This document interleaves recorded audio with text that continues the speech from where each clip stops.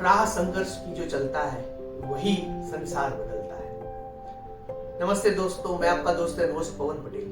दोस्तों, आज हम शुरुआत करते हैं एक छोटी सी कहानी से। एक छोटे से बच्चे की कहानी। एक 10 साल का बच्चा एक बार एक राजा की कि कल दरबार लगेगा, उस दरबार में बहुत सारी चीजें वस्तुएं लगाई जाएगी। जो वहां आएगा और आकर जो चीजों को छुएगा वह चीजें उसकी हो जाएगी। तो पूरे आजू बाजू पूरे गांव में यह हल्ला फैल गया और पूरी भीड़ सब गांव में आने लगी। तो वह लड़के के माता पिता भी दरबार के लिए निकलने लगे। उस छोटे से बच्चे ने भी जिद की कि पापा मुझे भी आपके साथ चलना है।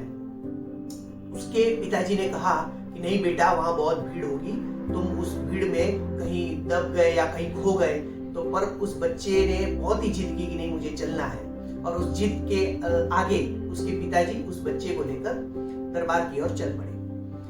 दरबार के बाहर बहुत भीड़ थी।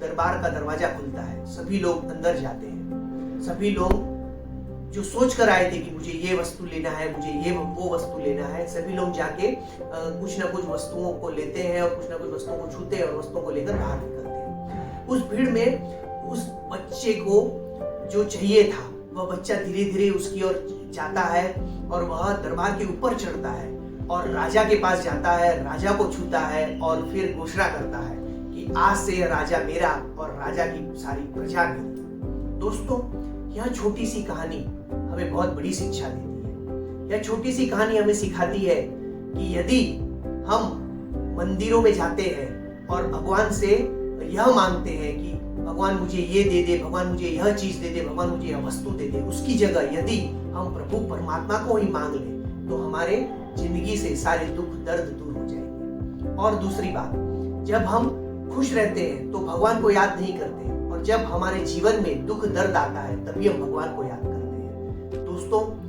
हम अगर दुख में भगवान को याद करते हैं तो खुशी में भी हमें भगवान को याद करना चाहिए।